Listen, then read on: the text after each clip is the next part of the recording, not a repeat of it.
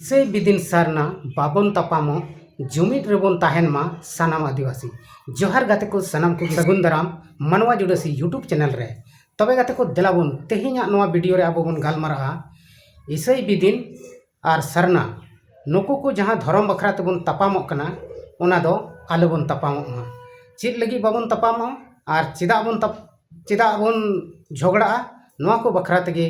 आबो तेहिना नवा वीडियो रे आबोबन गालमारा अतो तेलाबन तबे गाते को बिना बिलम कते नवा वीडियो बन स्टार्ट लगे तबे गाते को निया को दिन रे आपे सनाम को चिल का हेना पिया सो कने मजार नापाय गे हेना पिया आर इंग हो मजार नापाय गे हेना तबना तबे तेहिना वीडियो रे दो आबोबन बड़ाई केदा एतहब रगे चित को बखरा तेबन गालमारा लगी आर चित को विषय रे तेहिना चर्चा हुयुआ नवा वीडियो रे ओना दो तबे देलाबन ओना चर्चा गे आबोबन शुरू लगे एहब लगे आर पूरा वीडियो रे एहब खय मुचाद धड़ी तहन तबन पे तबे गे आपे पे बड़ाई नाम तबना चित खातिर ते बाबन तपामा से बाबन झगड़ा मेनते तबे गाते को निया को दिन रे सरीगी पूरा भारत दिसम रे अडी आट तापाम झगड़ा हुयुक कना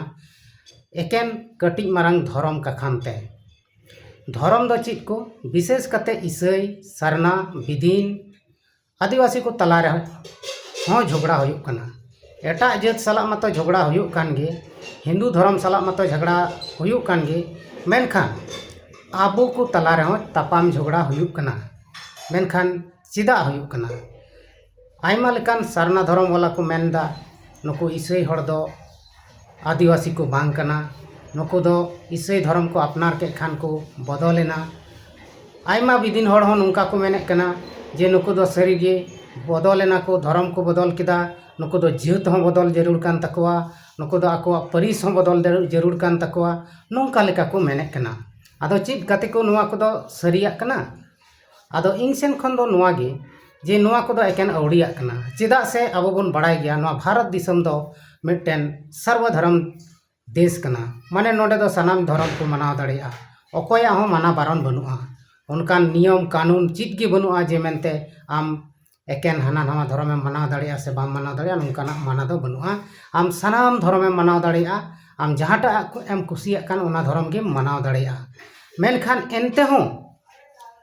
एनते हो आबोरेन आयमा बिदिन बोया से सरना धर्म को मनावे सरी धर्म को मनावे उनको बोया को हो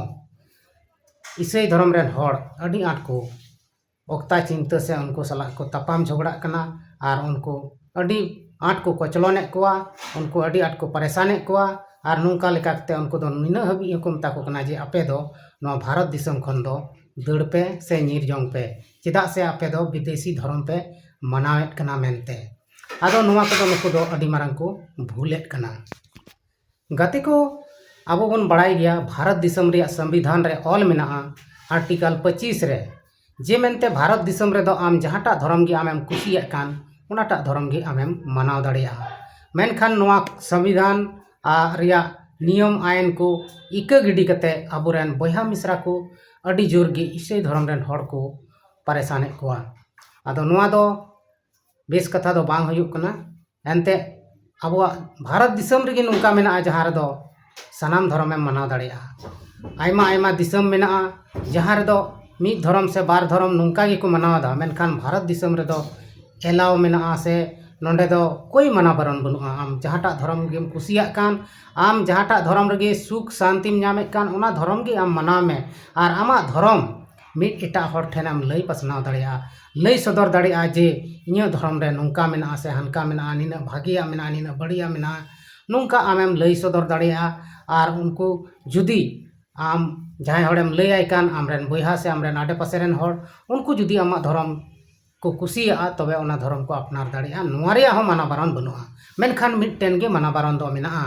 जे मेनते आम किसी हड़ लोभ लालच एम कते तापाम झगड़ा कते जोर जबर कते आम बाम धर्म में बदल चो दाड़िया नुआ दो संविधान रे ऑल मेना मेनखान नितो नुका नेलोगोग कना जहां बोया मिश्रा गे क्रिश्चियन धर्म को अपनारेत कान उनको आकुआ कुसीते आकुआ रस्कते उनको को अपनारदा मेनखान ओना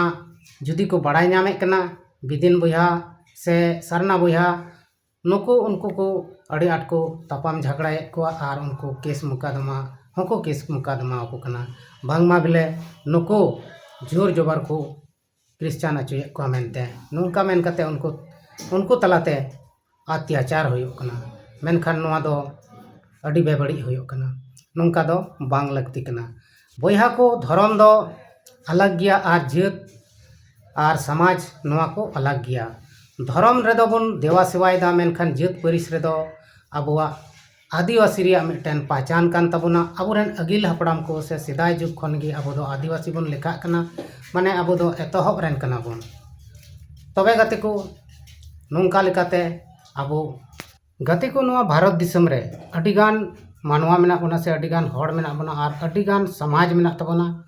आयमा लेकाना समाज मेना और आयमा लेकान समाज रेन हड़ मेना बना और उनका गे आयमा जात मेना बना और ओना लेका गे अबुआ धर्म करम को आयमा गान मेना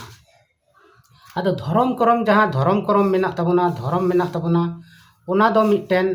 अबुआ जीवन रे आस्था लेकाते मेना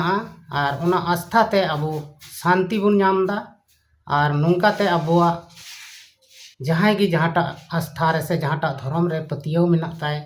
ओना रे मजते पतियो कान उनी दो ओना आस्था खन गे उनी शांति नामेत कना नोआ इयते अबो भारत दिसम रे से आदिवासी को हो आयमा लेकाना धर्म रे मेना बना हिंदू धर्म रे मुस्लिम धर्म रे सिख ईसाई जतो धर्म लेकार गे अबो मेना बना आर हो नितो अबो आयमा गान धर्म करम नवा नवाना धर्म हो बनाव कना ओना करे हो अडी गान हड़ मेना कोआ आदो आस्था दो मिटन शांति जीवन रे शांति आत्मा रे शांति नाम लगी तकना मेनखान अबुआ जहाँ आदिवासियत कान तबना अबुआ जात जहाँ कान तबना आदिवासी संताल नोआ को ओना धर्म करम खन दो भेगार गिताबना माने अलग गिताबना मेनखान धर्म लेकाते अबो नितो आदिवासी को तलारे अडी आट तापाम झगड़ा होयो कना सनाम हड़ को मेना इᱧ धर्म मारांग गितिया से इᱧ धर्म दो बेस गया हनिया धर्म दो बड़ी गया उनको दो को नुंकान गया उनको दो को हनकान गया नोआ को लेकते अबो तलारे अडी आट तापाम झगड़ा होयो कना नोआ को कारण नेल कते नितो अबोरेन अबुआ समाज रे से अबुआ जात रे एटा धर्म से एटा हड़ बोलो को नाम कना अब बन नेले को नितो कुड़मी जहाँ दो आदिवासी लगी को रपेजो कना अब पूरा पूरी बन बड़ाई गया कुड़मी दो हिंदू धर्म को मनाव थेना उनको हिंदू नितो नोंडे कटिंग बरंग लाभ कखानते अब आदिवासी बिना को मेंदा और पूरे भारत दिसम मिद दिन को जाम किदा आंदोलन किदा को और नोंका लेकाते अडी आट तबे गते को नहय नोंका बन नेले कना अबुआ समाज रे अबु आदिवासी को तलारे अबु आदिवासी गिबन तापाम झगड़ा कना और ओना बीच रिया फायदा एटा हड़ को उठावदा नुको कुड़मी हो नितो आदिवासी बिना लगी पूरा पूरी को आंदोलन को एहब कदा और नुको होई हो दाड़ेया नुको मिद दिन आदिवासी रिया दर्जा को नामा चेदा से अबु बन नेलेत कोआ राजनीति से राजनीति रेन राजनेता को नेता को दो नुआ को बखराते चिन्ह हो बको रोड़दा कुड़मी विरोध आंदोलन आदिवासी को अडी जायगा रे को कराव केदा से को करावेत कना मेनखान राजनीति वाला दो मिटन नेता हो चिन्ह हो बको रोड़दा चेदा बको रोड़दा ओना दो बाबन लई किया ओना दो उनको को बड़ाई दाड़िया और उनको जहाना जरूर को चिकाव कदा ओना इयते गे उनको दो ओना विरोध रे दो बको रोड़ दाड़िया और राजनीति रिया नियम कना उनको दो एटा जात से कोई भी जात सला उनको दो जहान विरोध बाको चला और बांध को विरोध दाड़ेया चेदा से राजनीति दो ओना हो मिटन सार्वजनिक जिनिस कना नेता को दो सार्वजनिक गिया को जुदी उनको जाति धर्म बखरा को राजनीति खाए उनको दो भारत दिसम रेन नेता दो बाको होई दाड़ेया चेदा से भारत दिसम दो सर्वधर्म देश कना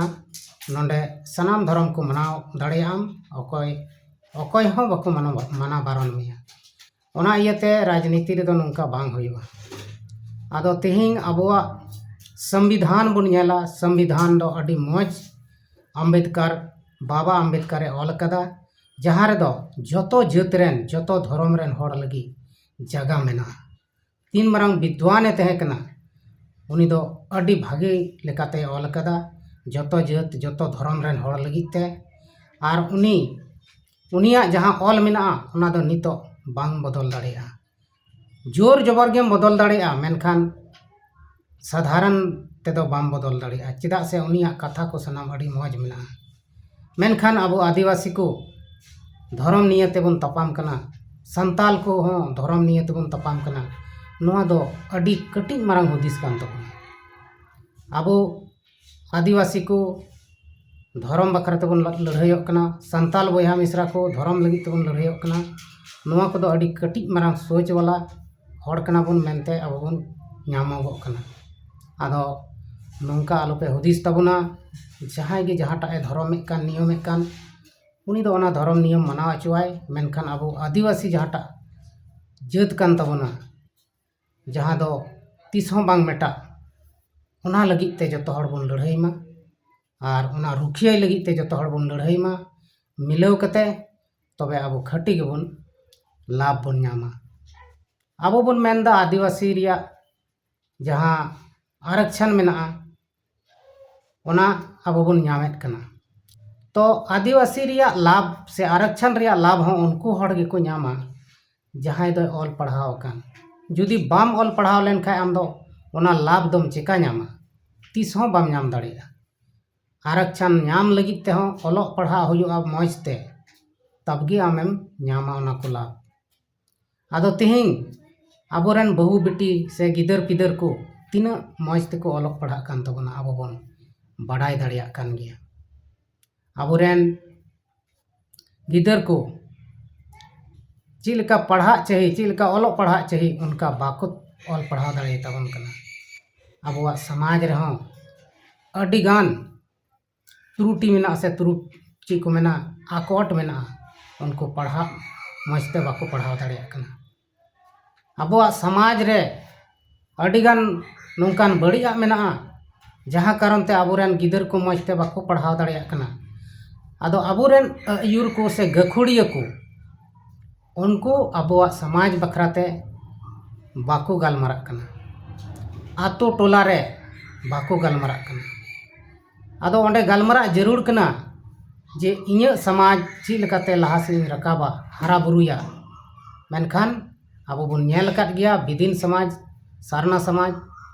विशेष कते दो बिदिन समाज गिन मेना चेदा से सारना समाज ची लका मेना ढेर कायते बइन बड़ाया बिदिन समाज रिया दोइन पूरा पूरी बड़ाया आदो ओनातिन मेना बिदिन समाज रे अब तीना बन आतो रे मोड़े मंझी मेना को ताबना उनको तीना अकोआ आतो बखराते